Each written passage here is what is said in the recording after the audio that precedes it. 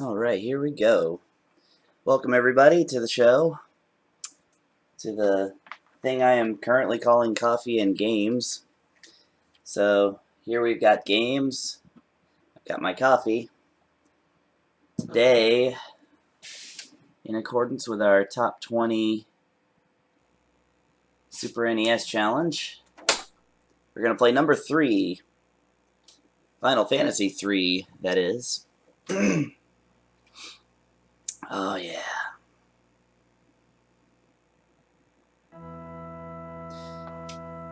I mean, I would probably say this is like my number 3 favorite game of all time.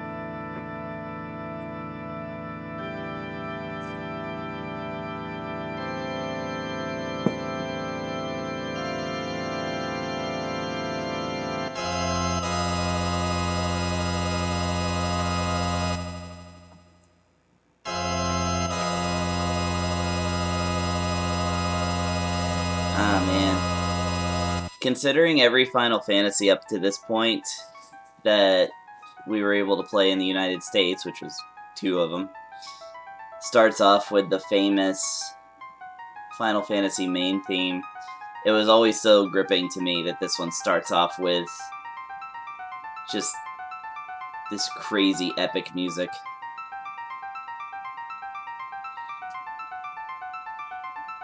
Also, that lightning is so cool. This game is so cool. I'm very, very excited to be playing it now. It's been that perfect length of time between the last time I played this and now.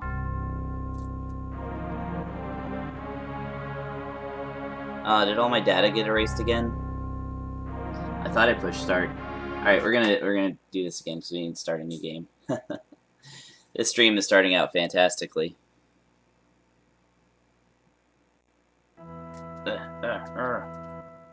There we go. So, sadly,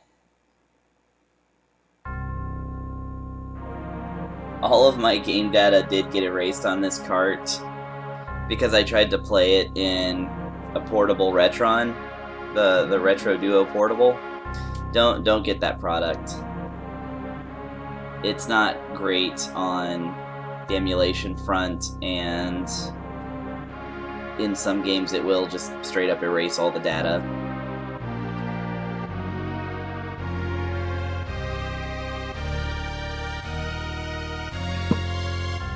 Some would enslave the world.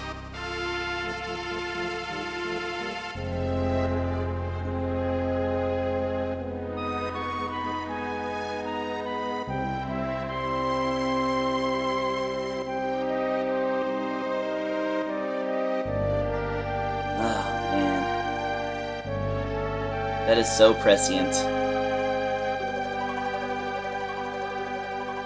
You could apply that sentence to 2017 for certain.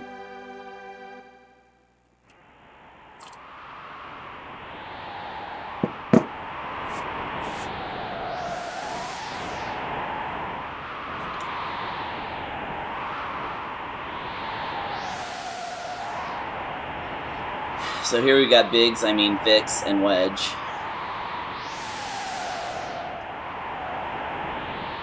I always liked Vicks as a name. It's too bad that it was somewhat of a mistake.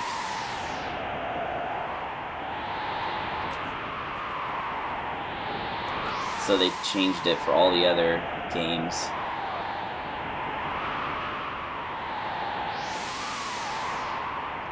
They were delicious.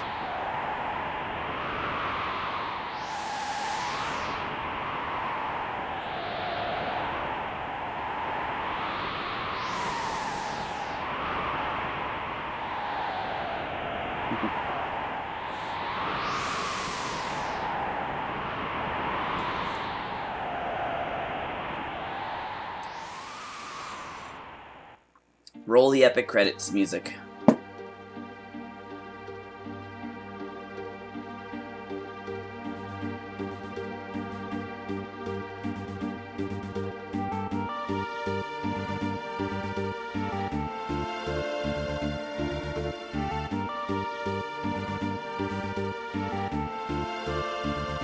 sunlight on me.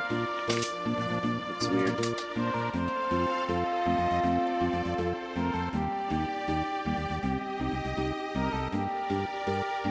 Nobuo! What a great guy. Amano. Those guys.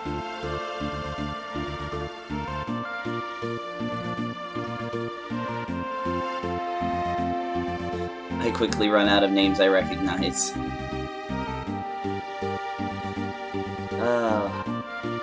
Yeah, I guess the one thing that's also kind of a bummer about losing my game data is that the last time I played this, I would say it was probably about 2 or 3 years ago, where the goal in mind was to essentially break the game using a glitch with the airship, which puts General Leo into your party for after the events in Thamasa, and you can basically just kind of wander around the world of balance with him in your party. But it's an unstable glitch.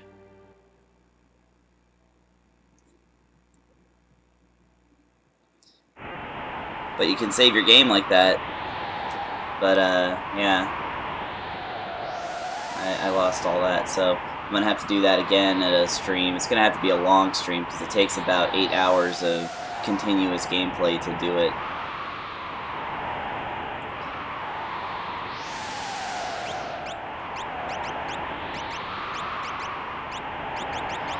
Okay, we're gonna set our configs because I guess I'm alright with this. However,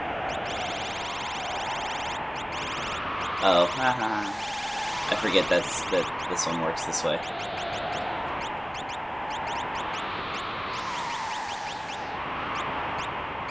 I like to excuse me. I like to set my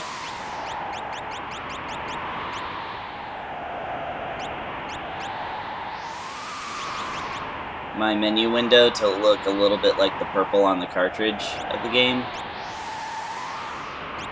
Or at the very least, just a purple that is personally pleasing to me.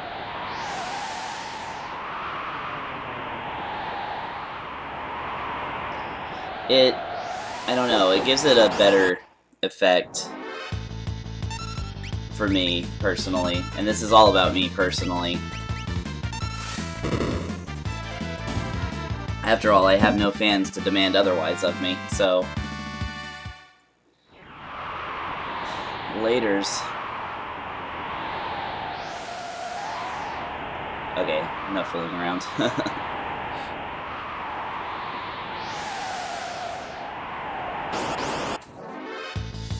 So I wonder to myself if this is pronounced Narsh or Narshi. Narshe. I've always said Narsh.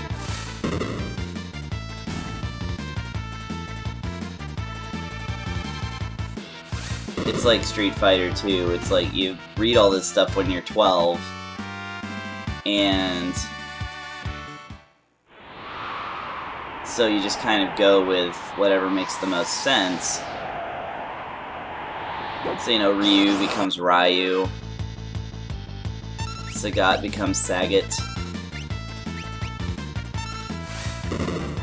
and to quote my friends in the band Man Factory, instead of saying Guile, you say Guile. I mixed that up. Damn it. It's, we say Guile instead of Guile.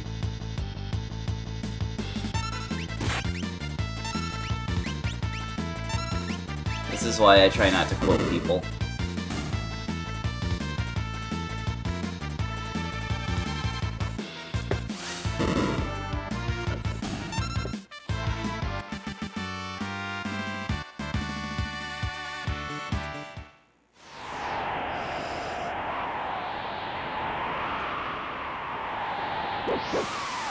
So while this is a casual playthrough, I'm fairly fast at getting through this game. Only because I know, or at least can quickly remember, all of the tricks.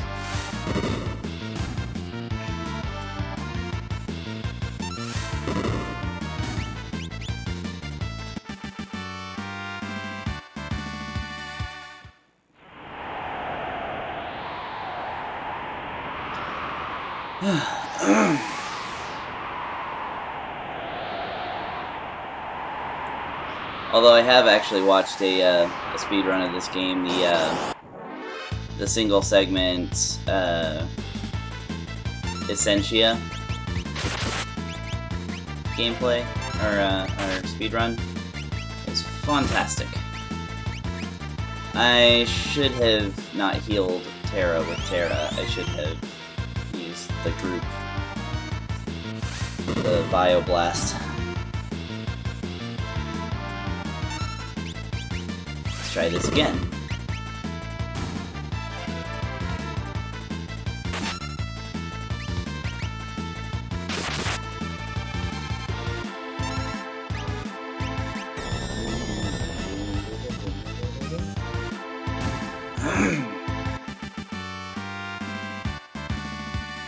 Alright, Vicks and Wedge, we don't need you gaining levels. That's just silly.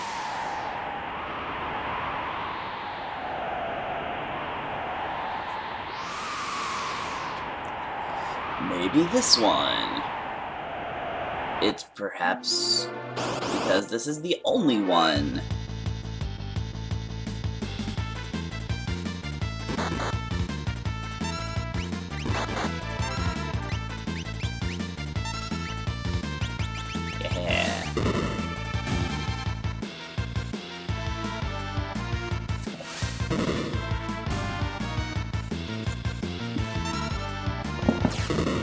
Does anybody remember William Shatner's Tech Wars?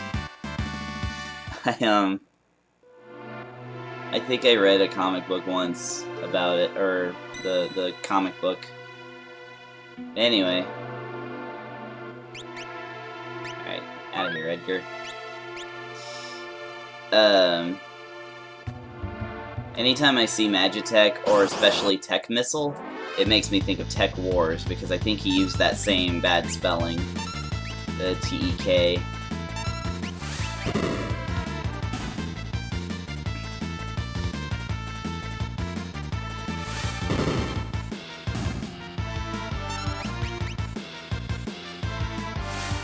I kind of wonder...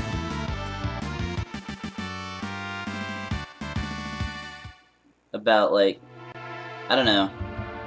I was gonna say, I wonder why Magitech armor has these giant claws on them.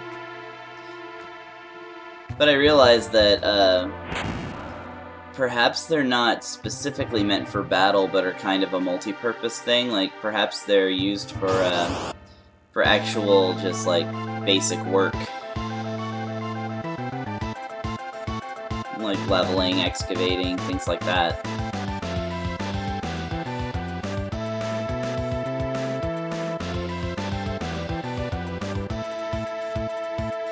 Like, I kind of wonder if there is a practical use intended for them, but it just so happens that,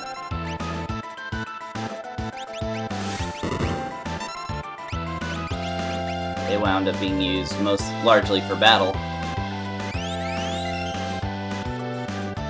I think about this game more often than I should.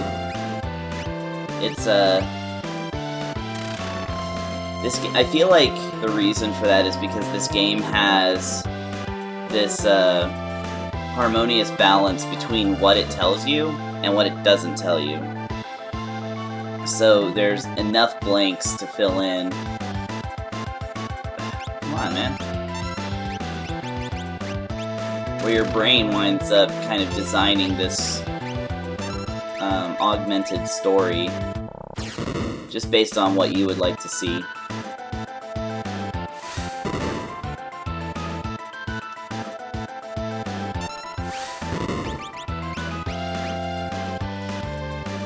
definitely doesn't tell you everything. There's so many unanswered questions.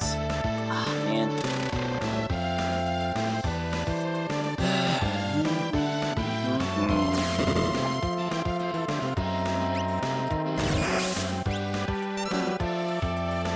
That's fine.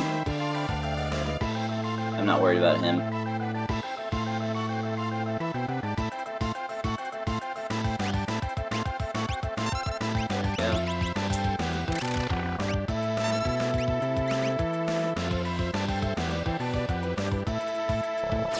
So, I don't know if you've ever done this thing where you sat there and attacked the shell by itself until the whelp was finished. But I did. It eventually just runs out of magic, and it takes a long time to kill it. And it doesn't actually give you anything, so there's your answer if you're ever looking for one. Because I used to have to start this game so many times because I rented it like 80 times instead of buying it, which I really should have because I think I ended up spending more money renting it in my childhood. Since I had to start over all the time, I would always do something a little different every time in order to try and find all the secrets.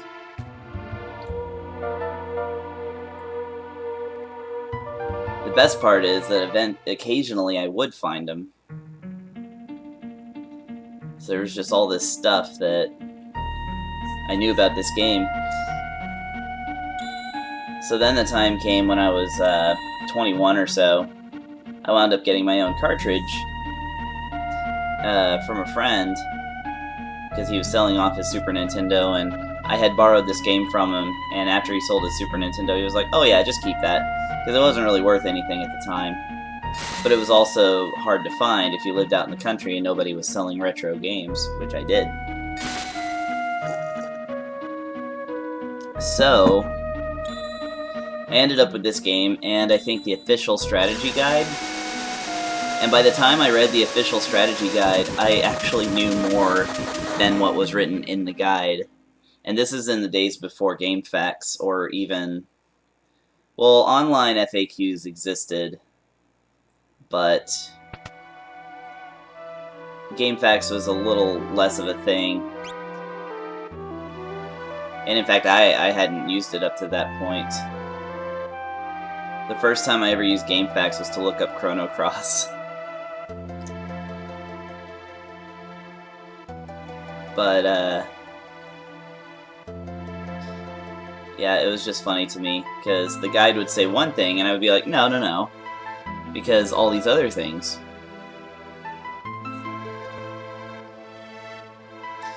Okay, so what I like to do is change their names to lowercase so that we're not all shouting at each other.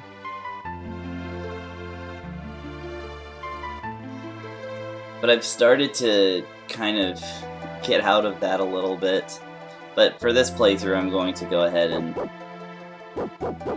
rename everyone with their with a more proper capitalization.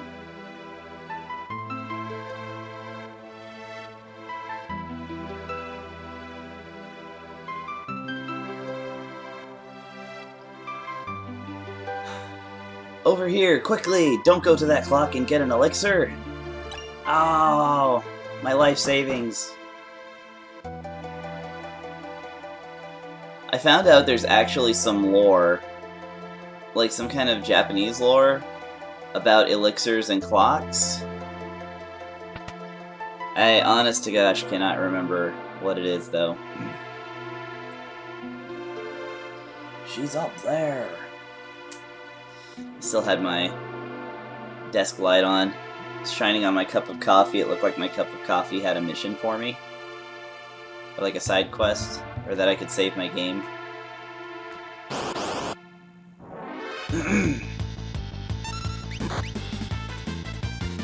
Oh yeah, I should probably move to the front row now.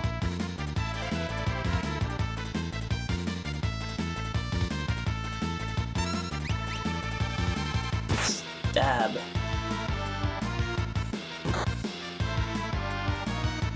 excruciating to play without a team at this point when I'm so weak.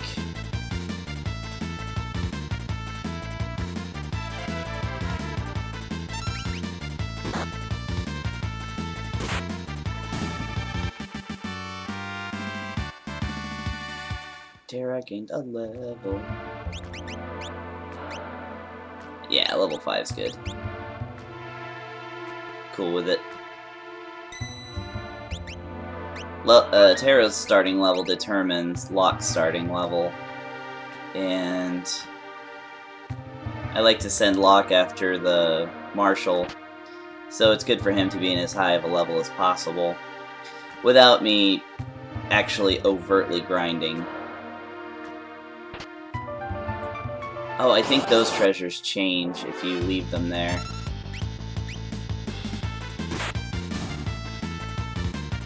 I know the South Figaro Cave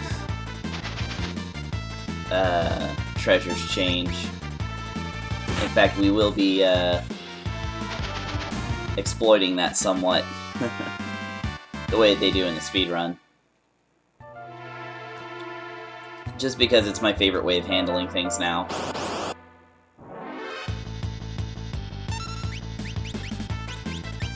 I was doing it one way, and then I saw this way in a speedrun. I was like, oh, that's good. I'm gonna use that.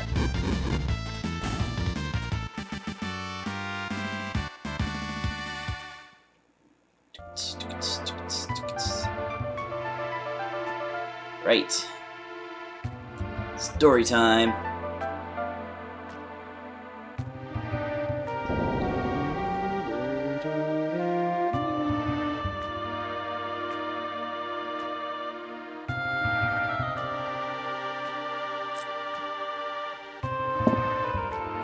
Unskippable cutscenes. Yeah.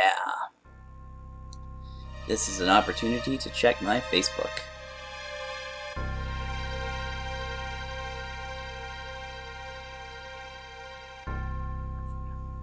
Oh, I have to advance the script still.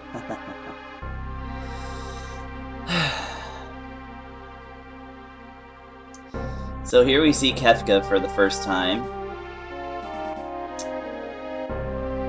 He appears to be a silly man. Really likes to see his own soldiers being fried. Now, is this the segment where she fries 50 Magitech soldiers in under 3 minutes? Because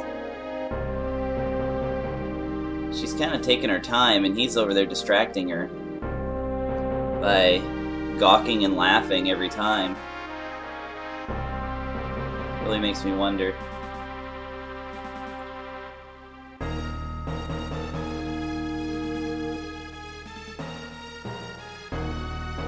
I always imagined that he had this sort of German Dr. Wily style accent. For one, it's the Empire, and these guys are clearly Nazi-ish. And his name is Gestal. So, Gestal. So I kind of imagined it that way. I mean, this whole thing is sort of couched in this sort of Star Wars, you know, rebellion versus the Empire type of plot. Which I have no problem with. I like this way more than Star Wars.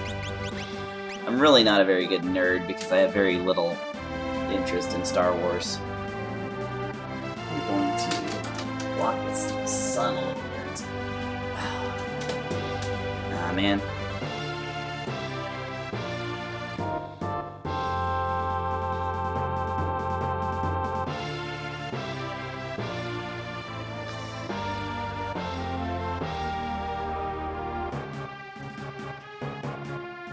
That's so many exclamation points. We're not in Suikoden 2.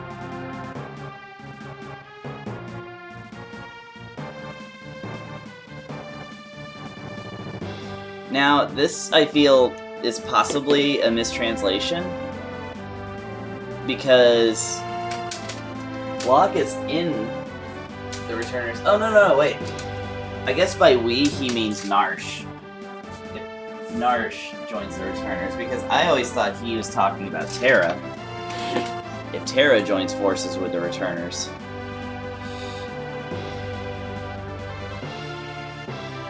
And I mean, he might be.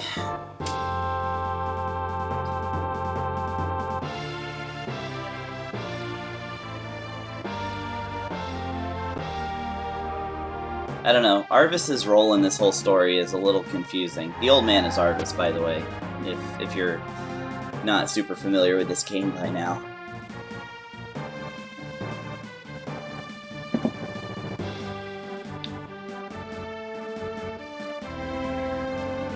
Now we gotcha.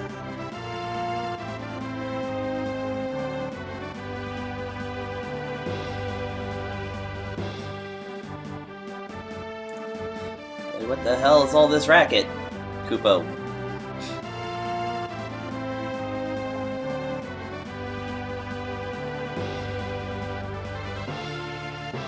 Moogles are the good guys. No, I don't need more information. Okay, so this is something I've been doing for so many years. I'm gonna get rid of Mog's gear here. And then fight one battle so that we have his dance.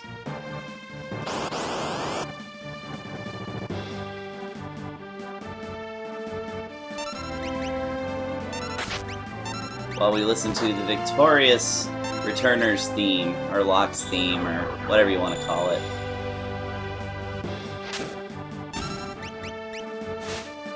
I just don't know.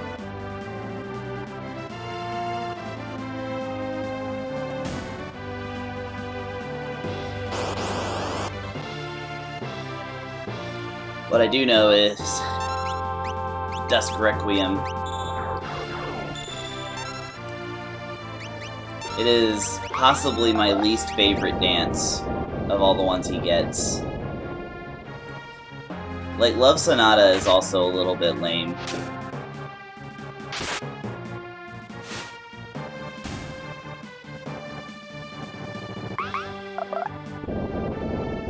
And, I think Water Rondo is my favorite, but it seems to have this low success rate.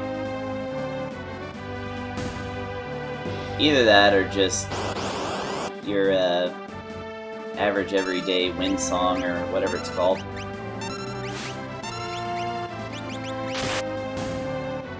Yeah, Dusk Requiem has this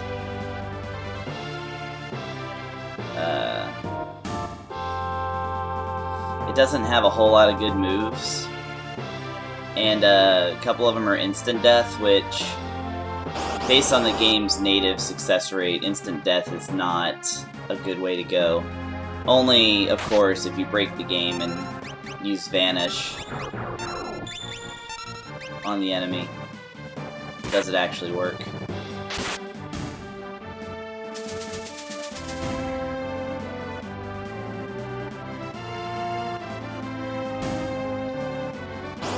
There are way more of you guys than what showed up in the door earlier.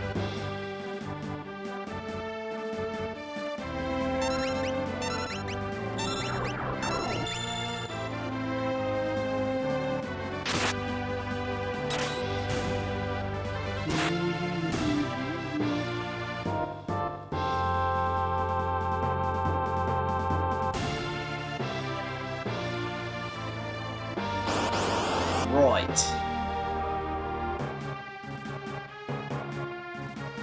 Probably Kuru's gonna get blasted by that blizzard. What can you do?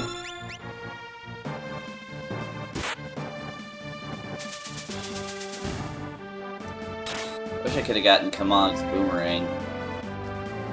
But in fact, funny enough, the way that the game handles having these temporary characters is that they actually are characters that you get later in the game, just represented differently,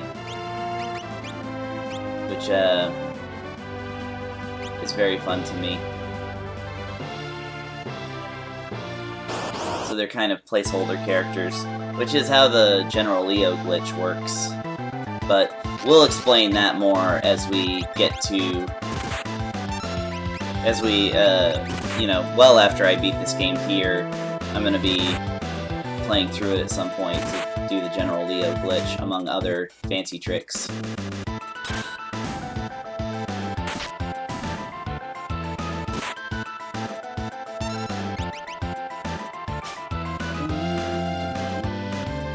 Yeah, mithril knife.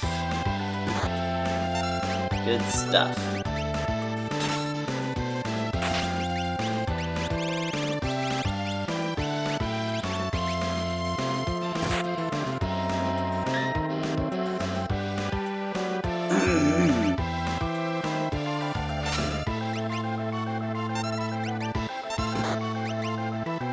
Ah, jeez.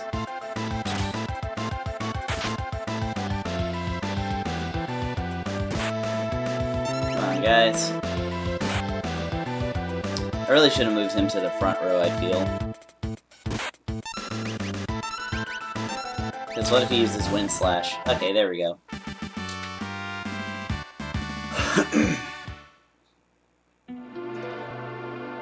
We good, we good.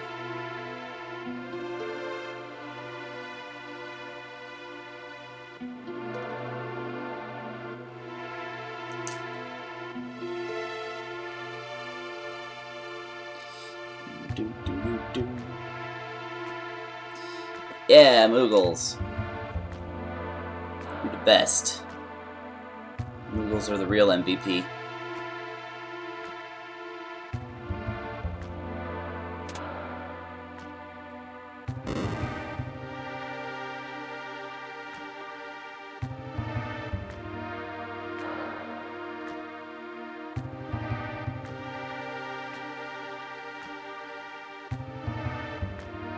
Ba-ba-ba-ba?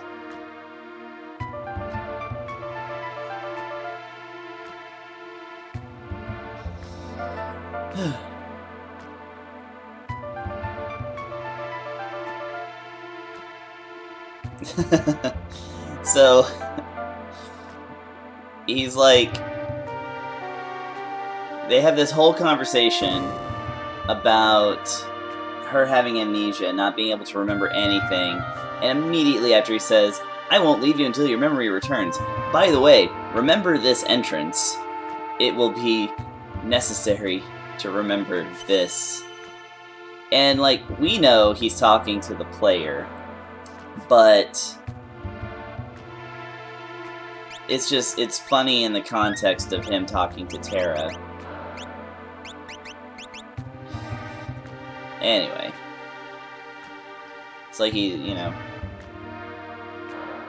Oh, you can't remember anything? Well, make sure to remember this.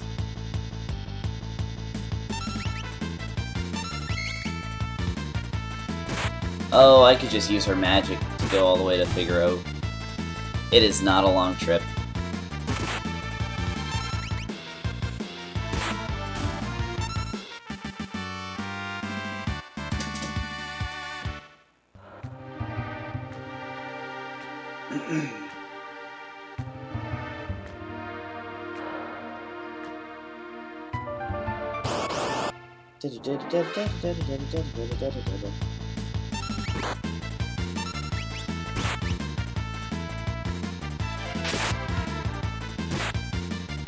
Sand rays.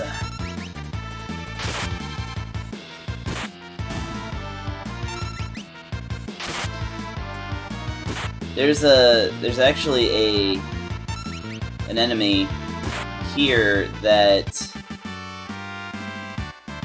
you can miss pretty easily if you're trying to get a complete Velt monster list. But I believe you can actually come back here anytime and access it, but it's always better to, again, if you're going for the completionist aspect, to fight as many enemies as possible prior to your first time going to the Velt, because then you can collect them all and they won't be sort of bogged down with all the other monsters that you're liable to get. But the Velt works on its own bizarre number system that you can also exploit in order to get certain rages. And I tried to do that, and I frustratingly got to within one enemy, and I would have had a complete list. It was one of the ones in the Esper Cave, so it was a actual missable enemy. And I could have sworn I fought one, but I guess I must not have, because I never did get it.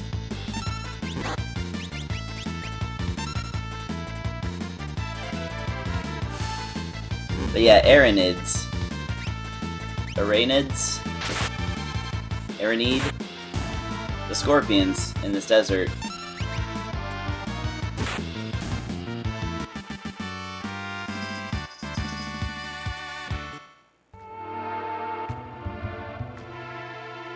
Come on, guys. By the way, if you want to hire a chocobo, you totally can at this point. Which is fun, but unnecessary.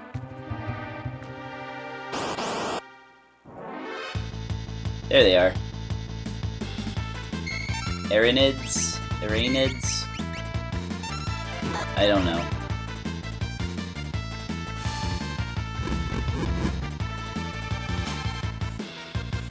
Couldn't steal! How could you?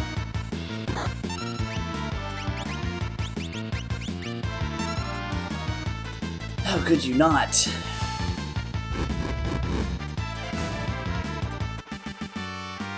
Alright. Enough meandering around the desert. I'm going to cut this first video here. So, to those of you watching this at home, I'll be back in the next video. For everyone else, it will just appear as if I had stopped this recording and gone and got more coffee. So, see ya.